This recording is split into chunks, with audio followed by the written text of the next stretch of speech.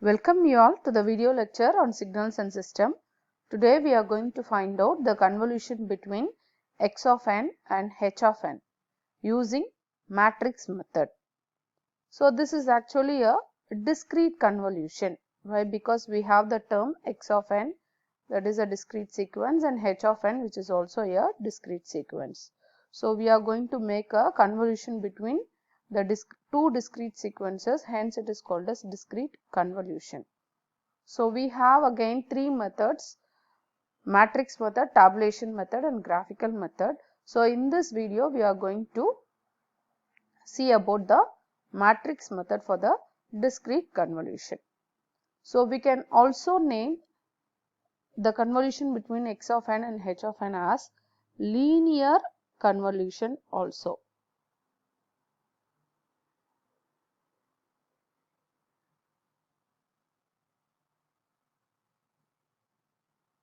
So the given sequence x of n is given by 1, 2, 3, 4, and then we have arrow at 3, and h of n is 1, 2 and minus 1. So let us see the matrix method.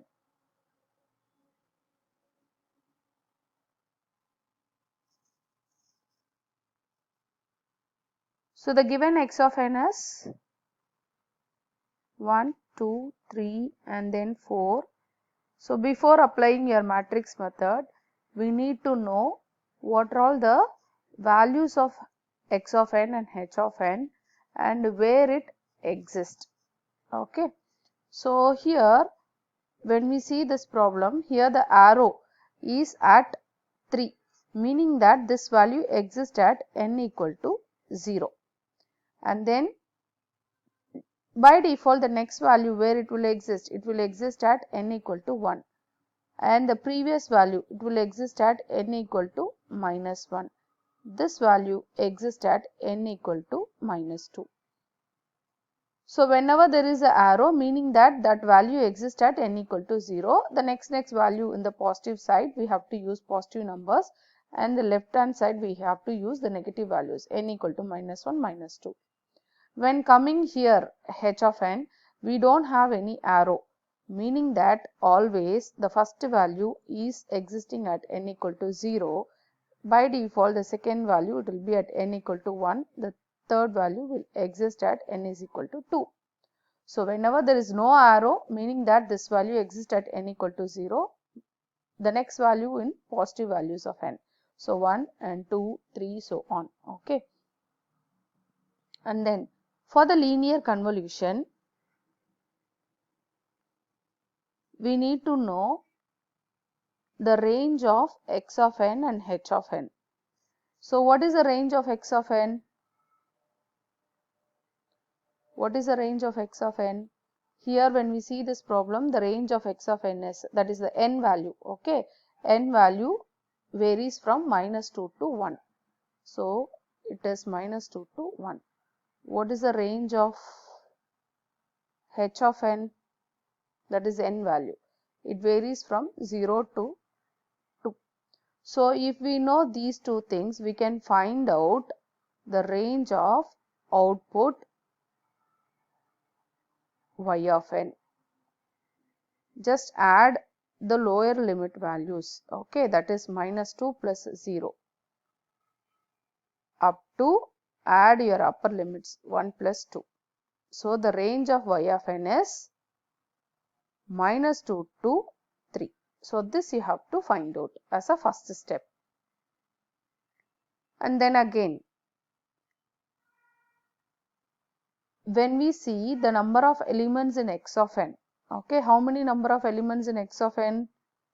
So the number of elements in x of n is 4.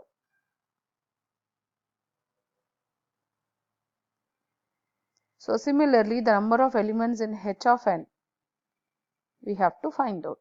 So here 1, 2, 3, 4, 4 elements in x of n. So it is 4. 1, 2, 3, 3 elements in h of n. Okay. So we can name this number of elements of x of n as n1. The number of elements in h of n as n2. Okay. So if we know these two things, we can find out the number of elements in y of n, which is given by n1 plus n2 minus 1. That is, here in this problem, 4 plus 3 minus 1. Okay. So 7 minus 1 is nothing but 6. So these two steps first we have to determine before applying the matrix method. So first we need to find out range of x of n, range of h of n, then find the range of y of n. Here in this problem, the range of y of n is minus 2 to 3. And find the number of elements in x of n, number of elements in h of n, so that we can find out the number of elements in y of n, which is given by 6. So now we can move on to the matrix method. So for the matrix method, actually what do you mean by the convolution? Y of n is given by x of n star h of n. Since it is discrete convolution, we can name it as convolution sum. So the formula is given by summation k is equal to minus infinity to infinity x of k h of n minus k. So this is the formula. So if it is so, okay, so we already know that the convolution sum follows the commutative property, that is x of n star h of n is given by h of n star x of n. Okay. So with this knowledge,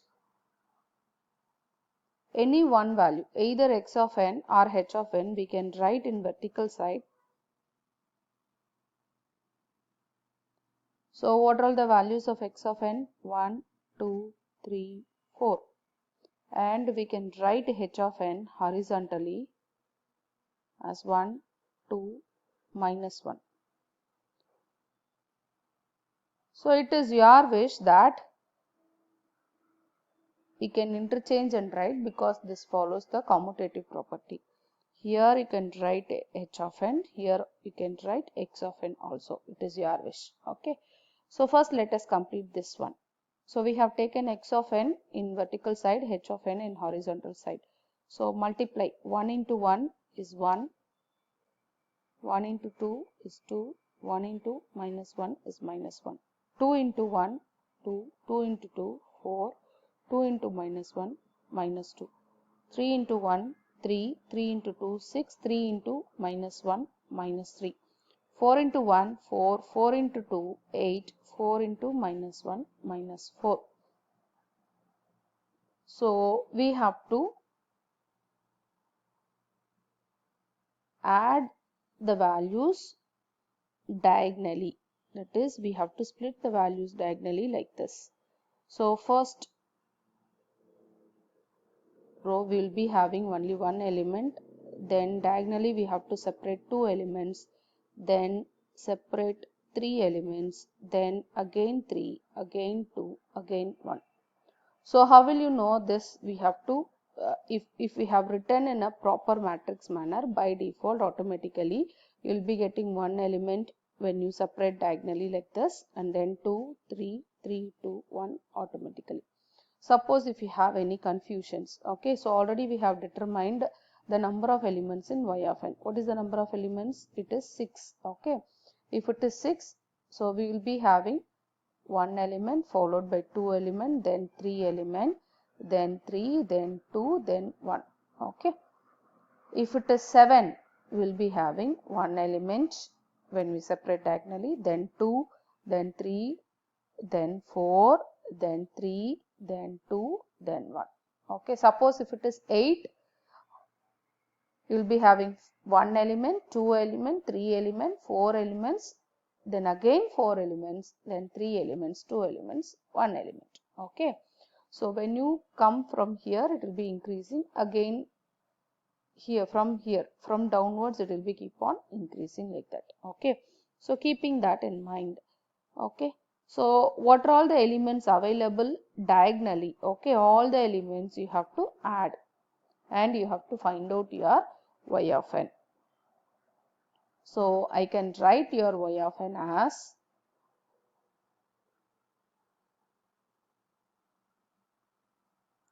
So here only one element is there, write as it is 1. 2 plus 2 is 4. 3 plus 4 plus minus 1 is 6. 4 plus 6 plus minus 2 is 8. 8 minus 3 is 5. Finally, I have only one element, minus 4. Okay. So this is y of n. And again, we have already determined the range of y of n. Okay. So what is the range of y of n? Range of y of n is minus 2 to 3. Okay. So this we have already determined. So using that, so this value exists at minus 2. Since it is starting at minus 2, meaning that the first value exists at minus 2, next value minus 1. By default, next value will be 0. So I have to put arrow here. Okay. So for that only we are finding out the range. So where your arrow you should put. Okay. That you have to determine and you have to put your sequence. So since the range is minus 2 to 3, this value at minus 2, minus 1 followed by 0. So at 0 place you have to put the arrow. So again, convolution follows the commutative property. In the reverse also you can write. So h of n you can write vertically like this. X of n you can write horizontally like this also. Okay. So again follow the same procedure. 1 into 1 1, 1 into 2 2, 1 into 3 3, 1 into 4 4, 2 into 1 2, 2 into 2 4, 2 into 3 6, 2 into 4 8. Minus 1 into 1 minus 1, minus 1 into 2 minus 2, minus 1 into 3 minus 3, minus 1 into 4 minus 4. Add the elements diagonally. So here 1 element, 2 elements, 3 elements, 3 elements, 2 elements, 1 element. Again add the element diagonally. So only one element, that is 1. 2 plus 2 is 4. 1 plus 4 plus 3 is 6. Minus 2 plus 6 plus 4 is 8. Minus 3 plus 8 is 5. Minus 4. So when we do by any method, either x of n star h of n or h of n star x of n, finally we will get the same answer as this. Okay. So this is the matrix method. Thank you. Thanks for watching.